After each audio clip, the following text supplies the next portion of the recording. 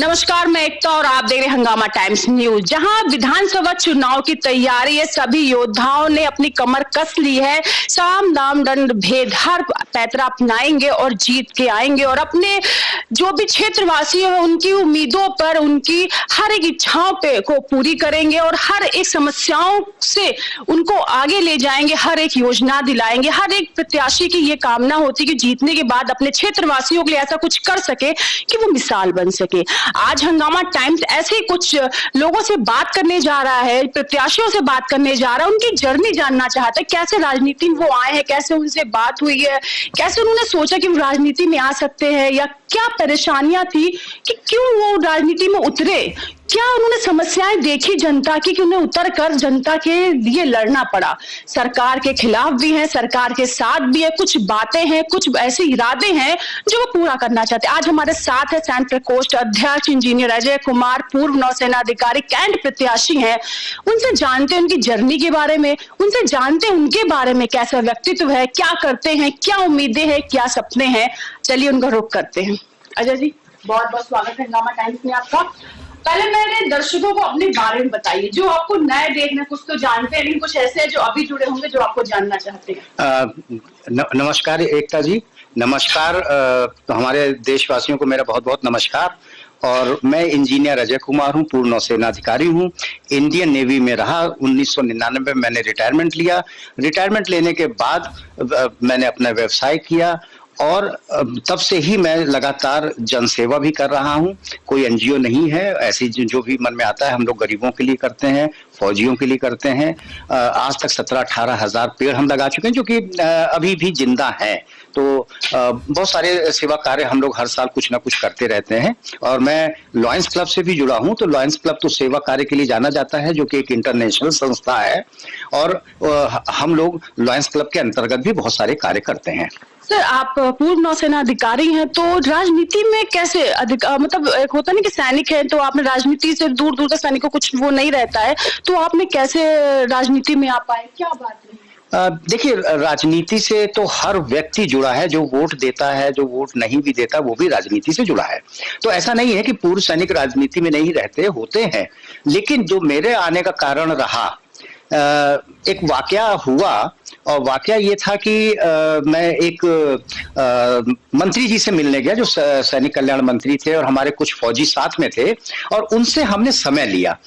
उन्होंने हमें सवेरे का समय दिया 8 बजे का। हम सारे फौजी कम से कम 7-8 लोग बुके लेके उनसे मिलने पहुंचे और 1 घंटा उनका इंतजार करते रहे। उसके बाद उन्होंने मैसेज भिजवाया कि अब आप लोग कार्यालय पे मिल लीजिएगा, यहाँ पे हम आपसे मिल नहीं पाएंगे।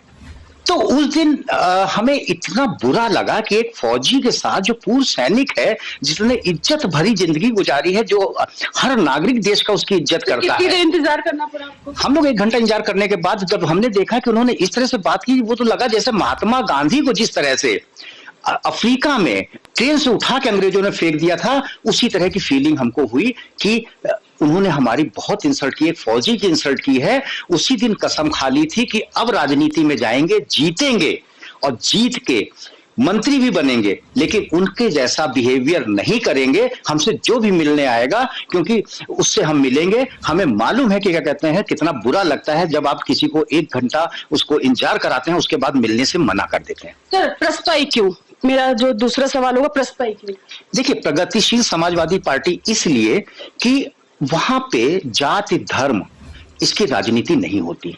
हमारे पार्टी में, प्रगतिशील समाजवादी पार्टी में, जितने भी धर्म है, जितने भी जातियां हैं, सबका समावेश है। दूसरा, हमारे राष्ट्रीय अध्यक्ष जी आदरणीय शिवपाल सिंह यादव जी, वो किसी भी कार्यकर्ता से मिल लेते हैं, और वो इस बात के लिए जाने जाते हैं कि वो कार्यकर्ता का काम सबसे पहले करते हैं। उनका कोई भी कार्यकर्ता कभी भी परेशान नहीं रहता। आज भी वो सत्ता में नहीं है, लेकिन अगर कोई आदमी अपनी समस्या लेके उनके पास जाता है, वो इतने सौम्यता से मिलते हैं और उसका कार्य करते हैं कि दूसरी पार्टी के नेता जो नहीं कर सकते। इसलिए मैं प्रगतिशील समाजवादी पार्टी में आया हूं, उनकी सोच, उनका उनका व्यक्तित्व और उनके जो मैनिफेस्टो है चुनाव का, जो लोगों के लिए करने जा रहे हैं, एक परिवार में एक सरकारी नौकरी, इस तरह की बहुत सारी समस्या जो जनता की समस्याएं हैं उसको सुलझाने के लिए वो सत्ता में आ रहे हैं और इसलिए मैं इस पार्टी से जुड़ा।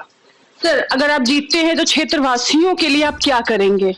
देखिए, क्षेत्रवासियों के लिए तो मैं जनता में डेली मेरा रूटीन है कि मैं डेली 3-4 मोहल्लों में जाता हूं। मैं सबसे ज्यादा वहां पे क्या देखता हूं कि लोग परेशान हैं बेरोजगारी से। बेरोजगारी का मतलब ये हो गया कि सरकारी नौकरियां खत्म हो रही हैं, लोगों को संविदा पे नौकरी दी जा रही है, 10,000 से 12,000 रुपए में किसी का परिवार नहीं चल पाता, वो क्या करेगा? और महंगाई इतनी बढ़ गई है कि अगर वो मोटरसाइकिल से अपने ऑफिस तक जाता है तो आधी तनख्वाह उसकी उसी में निकल जाती है। तो एक महंगाई का मुद्दा भी है, एक बेरोजगारी का मुद्दा भी है। मैंने बाजारों में देखा, हमारे क्षेत्र में जो बाजार है वहां पे लेडीज टॉयलेट नहीं है। ये एक बहुत बड़ी समस्या है जिसके बारे में आज तक किसी ने बात नहीं की है। हम कहते हैं कि ठीक है, वहां पे परमानेंट कंस्ट्रक्शन नहीं करा सकते जो हमारे जनप्रतिनिधि हैं, कम से कम एक पोर्टेबल मूवेबल वहां पे शौचालय जरूर होना चाहिए, कम से कम महिलाओं के लिए। तो छोटी छोटी समस्याएं हैं, जैसे दुकानदारों को परेशान करना, उनको हटा देना। गलियों में हम जाते हैं, गलियां खुदी पड़ी हैं, एक साल से खुदी हुई हैं और उस पर काम नहीं हो रहा है। वहां के बच्चे पार्क में खेलने नहीं जा सकते, पार्कों में कूड़े के ढेर लगे हैं।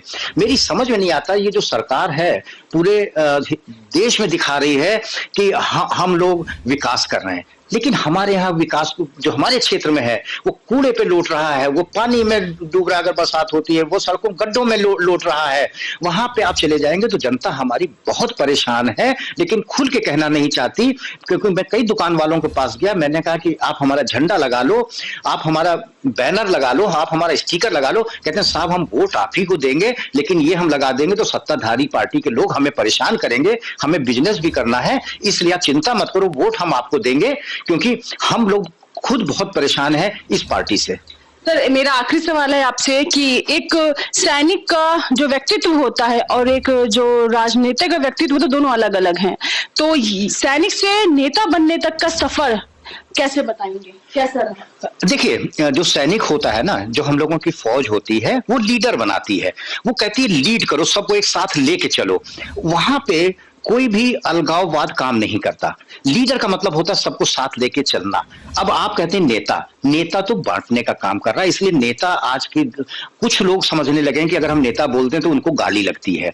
जो लीडर होता है वो सबको साथ लेके चलता है। लीडरशिप क्वालिटी फौजियों के अंदर भरी हुई है, उनको सिखाया जाता है कि हर तरह के लोगों को लेके कैसे साथ चलना है। तो हम लोगों के अंदर, हम बाई बर्थ तो नहीं कहेंगे, लेकिन जब से हम फौज में गए हैं और वहां से जो हमको लीडरशिप सिखाई गई है, हम सबको साथ लेके चलेंगे और वो हमारे अंदर, हम लोगों के अंदर कूट कूट के लीडरशिप भरी हुई है। तो आप ये नहीं कह सकते कि राजनीति में हम तरक्की नहीं कर पाएंगे, हम सक्सेस नहीं होंगे।